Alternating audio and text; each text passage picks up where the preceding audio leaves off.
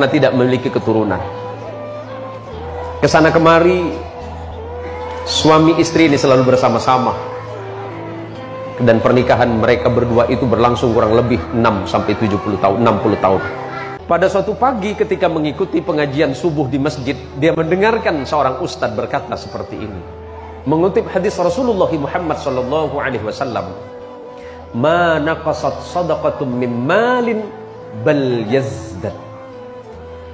Tidak akan pernah berkurang dari harta yang engkau sedekahkan di jalan Allah, bal yazdad. Akan tetapi sebaliknya Allah pasti menambah itu. Selepas pulang dari pengajian ini, pengajian subuh di masjid ini, suami istri ini bercerita di rumah bahwa sebenarnya mereka berdua pengen bersedekah, tetapi mereka tidak punya apa-apa selain rumah. Seandainya rumah itu mereka sedekahkan, tentu mereka tidak punya tempat lagi. Akhirnya kemudian suami istri ini sepakat menjual rumah ini. Menjual rumah ini dengan harga sekian, hanya dengan tujuan untuk menyumbang pembangunan masjid di mana tadi pagi beliau berdua ini mengikuti kajian subuh. Kemudian orang-orang berkata di sekitarnya, tuh lihat, suami istri menjual rumahnya dan mereka sekarang ngontrak hanya untuk menyumbang masjid. Apakah mereka berpikir Allah akan membalas mereka dengan kebaikan? Timbul gunjingan di masyarakat. Tapi mereka berdua yakin kepada Allah bahwa Allah tidak akan pernah mungkir dari janjinya. Siapapun yang berbuat baik, Allah akan membalas kebaikan yang lebih. Dari sisa uang yang mereka sumbangkan ke masjid, separuh dari harga rumah, kemudian mereka berdua berangkat umrah. Mereka berdua berangkat umrah hanya sekedar untuk menghabiskan sisa hidup mereka beribadah kepada Allah di Baitul Haram. Singkat cerita, suami istri ini berjalan, kemudian melihat sebuah batu cincin. Suami ini pengen kenang-kenangan. Dan dari sekian batu yang ditanya, ternyata tidak ada satupun harganya yang sesuai dengan kemampuan. Karena uang yang ada di sakunya hanya sekitar 1.000 rial. Dan itu pun rencananya hanya untuk perjalanan pulang ke Indonesia.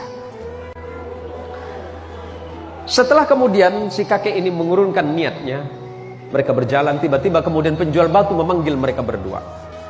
"Wahai bapak, kemari. Apakah bapak memang betul-betul serius pengen memiliki batu cincin ini?"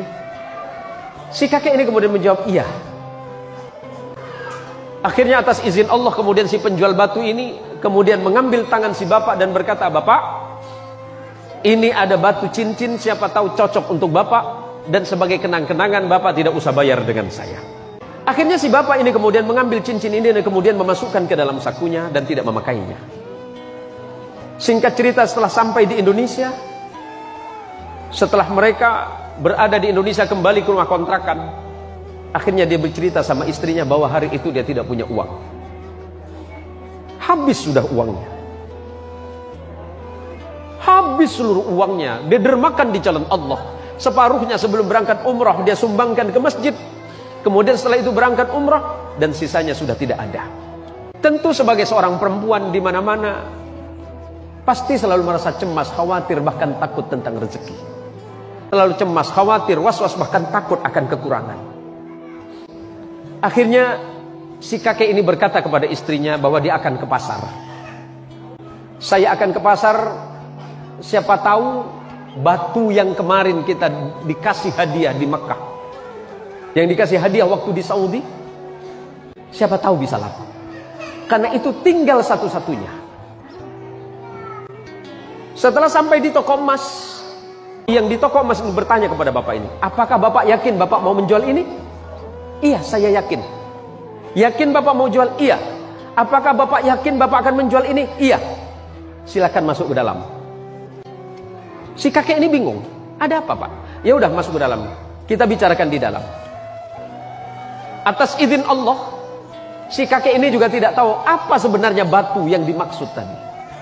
Batu yang diberikan oleh penjual batu yang di tanah Arab tadi. Setelah terjadi perbincangan, ternyata batu ini adalah batu berlian. Batu berlian yang dia sendiri tidak tahu sebenarnya. Akhirnya si penjual ini bertanya, "Pak, Bapak mau jual berapa batu ini?" Si kakek tadi malah balik bertanya, "Saya tidak tahu.